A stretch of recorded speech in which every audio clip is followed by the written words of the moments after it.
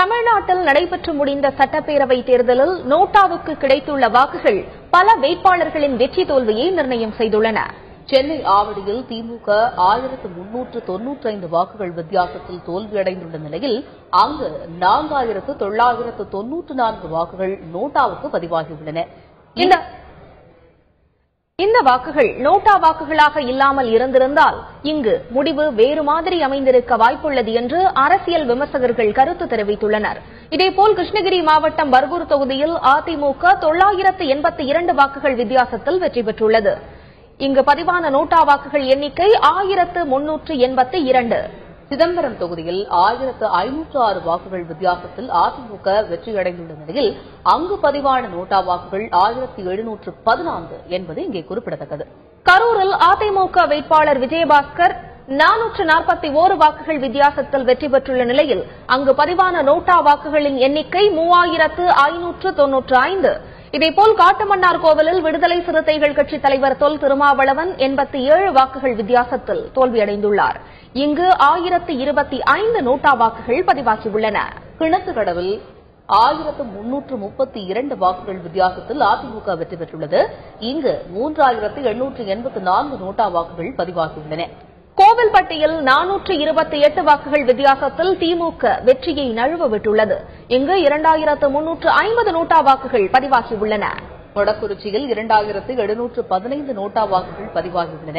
இங்கு அதிமுக 2222 வாக்குகள் வித்தியாசத்தில் வெற்றி பெற்றுள்ளது. ஒட்டப்பிடாரத்தில் திமுக கூட்டணியில் இடம்பெற்றுள்ள புதிய தமிழகம் கட்சித் தலைவர் கிருஷ்ணசாமி 493 வாக்குகள் வித்தியாசத்தில் தோல்வியை கண்டுள்ளார். இங்கு பதிவான நோட்டா வாக்குகளின் எண்ணிக்கை 2612. சென்னை பெரம்பூரில் 3167 நோட்டா வாக்குகள் பதிவாகியுள்ளன.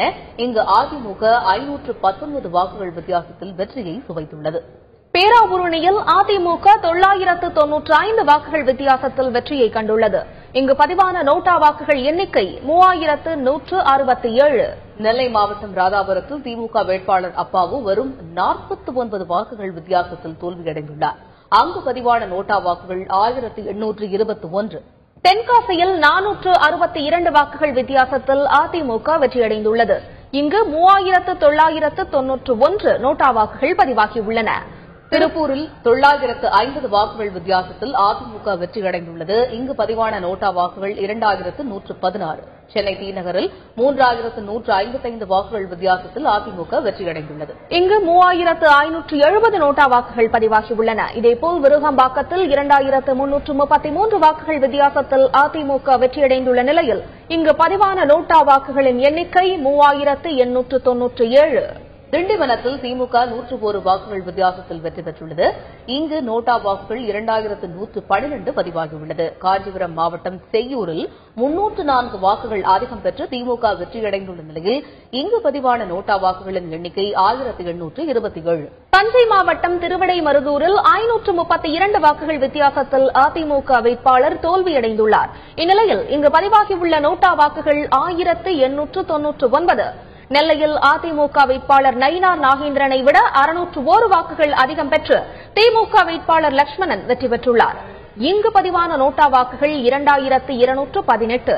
சென்னை அண்ணா நகரில் அதிமுக வேட்பாளர் கோகுல இந்திரா 1687 வாக்குகள் வித்தியாசத்தில் தோல்வியடைந்துள்ளார். இங்கு 4048 நோட்டா வாக்குகள் பதிவாகியுள்ளன. நெல்லை மாவட்டம் கடையநல்லூரில் திமுக கூட்டணி இந்திய முஸ்லீம் லீக் கட்சி வேட்பாளர் முகமது அபூபக்கர் 1194 வாக்குகள் வித்தியாசத்தில் வெற்றிக்கனியை சுவைத்துள்ளார். இங்கு பதிவான நோட்டா வாக்குகள் 1969. திருப்பூர் மாவட்டம் மடத்துக்குளத்தில் 1667 வாக்குகள் வித்தியாசத்தில் திமுக வெற்றி பெற்றுள்ளது. இங்கு பதிவான நோட்டா வாக்குகள் 2147. நாமக்கல் மாவட்டம் பரமத்தி வேலூரில் 818 வாக்குகள் வித்தியாசத்தில் திமுக வென்றுள்ளது. இங்கு பதிவான நோட்டா வாக்குகள் 1658. புதுக்கோட்டை மாவட்டம் திருமயத்தில் 766 வாக்குகள் வித்தியாசத்தில் திமுக வெற்றி பெற்றுள்ளது. இங்கு பதிவான நோட்டா வாக்குகள் 2114.